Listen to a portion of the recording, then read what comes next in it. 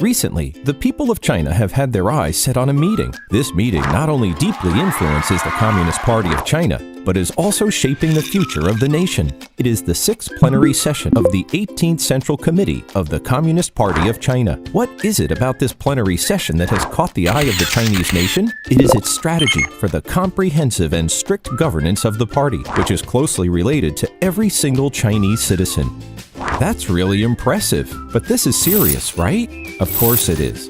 Let's go back 4 years in time and see how things have changed. On December 4th, 2012, the new generation of leading collective of the CPC Central Committee took office. It formulated and implemented the 8-point guideline, which quickly became a vital instrument for party governance. It offered guidance to party members on every aspect of party work and firmly rejected all corrupt behaviors, such as dining on public funds, misusing government vehicles, giving and receiving gifts, sending greeting cards at the government's expense, and so on. Of course, some party members and cadres still think that the 8-point guideline is not a big deal. So what, right? Is it that serious? The answer is an absolute yes. By December 31st, 2015, the CPC had 88,758,000 members. How big is this number? Take the whole German population, then add another 6 million people. That's how big. As the ruling party of a super large country with a population of 1.3 billion people, how will the CPC achieve its own comprehensive and strict governance? The new generation of leading collective of the CPC Central Committee is determined to begin from the work style construction. In the discourse of the CPC, the term work style is a tensed one. Playing League of Legends at the office?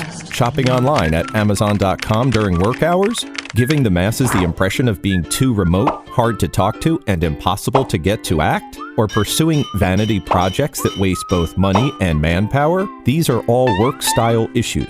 The term lifestyle can also be a little sensitive. If you are a party member, you have to be very careful about your life habits. You are banned from taking and offering banquets with public funds, accepting travel that may interfere with the impartial performance of your official duties, taking advantage of weddings, births, and even funerals to receive and collect money, and so on. The 8-point guideline was first put forward 4 years ago, and it's more strictly enforced than ever. In the first half of 2016 alone, 20,159 party members and cadres were penalized by party discipline agencies for violating the 8-point guideline. Although these people might be crying their hearts out now, the general public is rejoicing and feels like sharing the news with the rest of the world. Of course, after hearing this, some people may ask, what are the CPC's disciplinary measures all about? Let me tell you something, son. In fact, discipline inspection commissions at various levels, being party organs, mainly refer to the party's disciplinary measures when it comes to penalizing party members accused of disciplinary violations. The measures for enforcing party discipline range from warning, serious warning, removal from party posts, probation within the party, to expulsion from the party. All right, son, let's get back to our time traveling. In the last 4 years, the power of institutions has also revealed itself.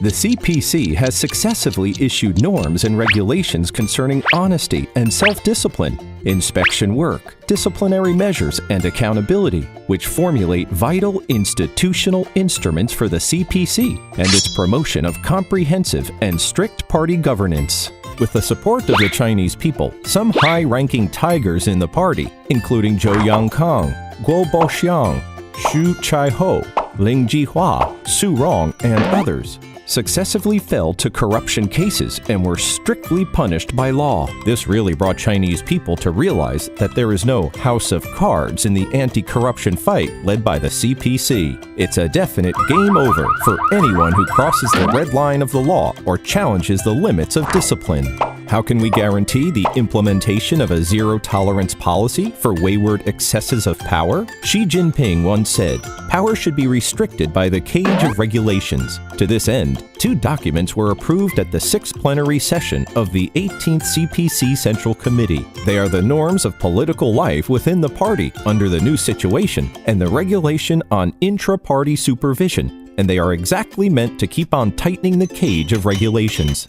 Both documents adhere to the constitution of the CPC on a fundamental basis. According to the regulation, the party's senior cadres, being the critical minority, will be given stricter supervision. Of course, it doesn't mean that the objectives of China's anti-corruption campaign are easily achievable. Since the 18th CPC National Congress, the leading collective of the CPC Central Committee, with Xi Jinping at its core, has created a new pattern in party building through work-style construction, institutional anti-corruption, and making other efforts on multiple aspects so as to unswervingly push forward its own comprehensive and strict governance. 80 years ago, the Chinese Communists, along with the officers and soldiers of the Red Army, successfully completed their long march. Today, the Communist Party of China is marching forward again, along with the Chinese people, on a new long march.